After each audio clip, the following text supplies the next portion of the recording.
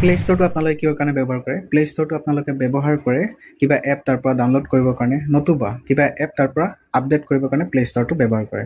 কিন্তু আপোনালোকে জানেনে আজিলৈকে আপুনি কিমানটা প্লে ষ্ট'ৰৰ পৰা এপ ডাউনলোড কৰিছে? আৰু সেই এপবোৰ এতিয়ালৈকে আপোনাৰ প্লে ষ্ট'ৰত জমা হৈ আছে জাংক ফাইল হিচাপত। আৰু সেই জাংক ফাইলখিনি আপোনালোকে কেনেদৰে ডিলিট কৰিব সেইটো আপোনালোকক দেখুৱাম। আৰু এটা বস্তু আপোনালোকক দেখুৱাম, প্লে ষ্ট'ৰত অটো আপডেটটো আপোনালোকে কেনেদৰে বন্ধ কৰিব। কাৰণ কিয় অটো আপডেটটো বন্ধ কৰা বহুত ইম্পৰ্টেণ্ট হয়।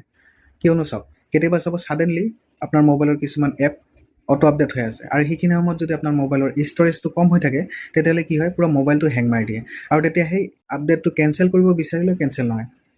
তো সেইকাৰণে আপোনাক অটো আপডেটটো বন্ধ কৰা বহুত ইম্পৰ্টেণ্ট যদি আপোনাৰ মোবাইলৰ ষ্ট'ৰেজটো কম হৈ থাকে।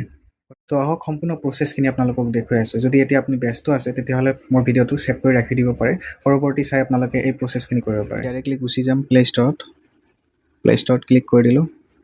এতিয়া চাব আপোনাৰ ৰাইট ছাইডত আপোনাৰ ফটো দি থোৱা আছে বা আপোনাৰ নামৰ লেটাৰ আছে, তাতে ক্লিক কৰি দিব। তাতে ক্লিক কৰি দিয়াৰ পিছত তললৈ চাব মেনেজ এপ ডিভাইচ বুলি আছে, ইয়াতে ক্লিক কৰি দিয়ক। ক্লিক কৰি দিয়াৰ পিছত ওপৰলৈ চাব ৰাইট ছাইডত মেনেজ বুলি আছে, ইয়াতে ক্লিক কৰি দিয়ক। ক্লিক কৰি দিয়াৰ পিছত ইয়াতে লিখা আছে চাব দিছ ডিভাইচ বুলি লিখা আছে, তাতে ক্লিক কৰি দিব। এতিয়া তললৈ চাব আপুনি নট ইনষ্টল বুলি লিখা আছে, দেখিছে? তাতে ক্লিক কৰি দিয়ক। ইয়াতে ক্লিক কৰি দেখিলে এইবোৰ আপুনি এতিয়ালৈকে প্লে ষ্ট'ৰৰ পৰা ডাউনলোড কৰা এপছ হয়, এইবিলাক আপুনি ডিলিট কৰিছে। ঠিক আছে, এইবিলাক আপোনাৰ প্লে ষ্ট'ৰৰ এতিয়ালৈকে জাংক ফাইল হিচাপত এনেকৈ পৰি আছে। তো এইবিলাক আপুনি ডিলিট কৰিব। এটা এটাকৈ আপুনি ক্লিক কৰি দিব এনেকৈ। তাৰপিছত ওপৰলৈ চাব ইয়াতে ডিলিটৰ এটা অপশ্যন আছে, ইয়াতে ক্লিক কৰি দিব। এনেকৈ আপুনি সম্পূৰ্ণ ডিলিট কৰি দিব। এতিয়া আমি ইয়াৰ পৰা বেক আহোঁ। এতিয়া আপোনাক দেখুৱাম অটো আপডেটটো কেনেদৰে আপুনি বন্ধ কৰিব।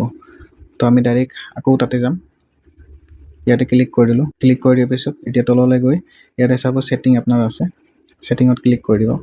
ছেটিঙত ক্লিক কৰি দিয়াৰ পিছত ইয়াতে চাব নেটৱৰ্ক প্ৰিফাৰেঞ্চ বুলি আছে, ইয়াতে ক্লিক কৰি দিব। ক্লিক কৰি দিয়াৰ পিছত ইয়াতে চাব অটো আপডেট এপ বুলি আছে, দেখিছে?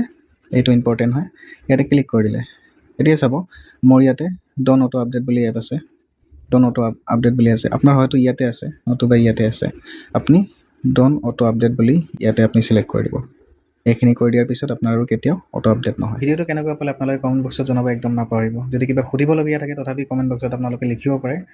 নতুনসকলক কৈছোঁ আপোনালোকে ভিডিঅ'টো চাই আঁতৰি নাযাব, ফ'ল' বটনটো প্ৰেছ কৰি দিব। এনেধৰণৰ মই ভিডিঅ' বনাই থাকোঁ। আজিলৈ এৰিছোঁ, নেক্সট লগ পাম নতুন এটা ভিডিঅ'ত নতুন এটা টপিক লৈ। ধন্যবাদ।